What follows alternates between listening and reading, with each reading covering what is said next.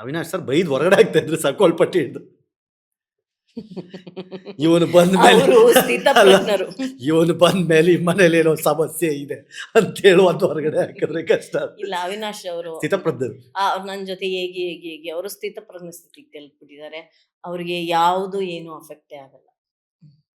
ಅವ್ರಿಗೆ ಎಲ್ಲದಕ್ಕೂ ಅಂತಾನೆ ಇರ್ತಾರೆ. ನಾವು ಆತರ ಹೌದೌದು ಹೌದೌದು. 25 ವರ್ಷ ಸಂಸಾರ ಮಾಡಿದ್ರಿ. ಆ 25 ವರ್ಷದ ಹಿಂದೆ ಹೋಗೋದಾದ್ರೆ ಆ ಲವ್ ಯಾವ ಏಜ್ ಅಲ್ಲಿ ಸ್ಟಾರ್ಟ್ ಆಯ್ತು? ಲವ್ ಅಲ್ಲ, ಬಟ್ ನೀವು 11 ವರ್ಷಕ್ಕೆ ನೋಡಿದ್ದೆ ಅಂದ್ರಲ್ಲ, ನೋಡ್ಬಿಟ್ರೆ ಲವ್ ಆಗತ್ತಾ? ನಂಗೆ ಗೊತ್ತಿಲ್ಲ. ಲವ್ ಎಟ್ ಫಸ್ಟ್ ಸೈಟ್ ಆಗಿರ್ಬೋದು, ಯಾರಿಗೆ ಗೊತ್ತು? ನಿಮಗೆ ಇನ್ನೂ ನೆನಪಿದೆ Devaraj sir white and white ಹಾಕೊಂಡ್ ಬಂದಿದ್ರು, ಹಿಂದ್ಗಡೆ ಅವಿನಾಶ್ ಸರ್ ಮುಖ ಹಿಂಗ್ ಮಾಡ್ಕೊಂಡು ಕೂತಿದ್ರು ಅನ್ನೋದು ನೆನಪಿದೆ? First sight. ಅವಿನಾಶ್ ಯಾವಾಗಲೂ ಹೇಳ್ತಾರೆ ಲವ್ ಎಟ್ BDS ಸೈಟ್ ಅಂತ. ನಿಮಗಿತ್ತ? YNK ಹೇಳೋರು ಅಂತ.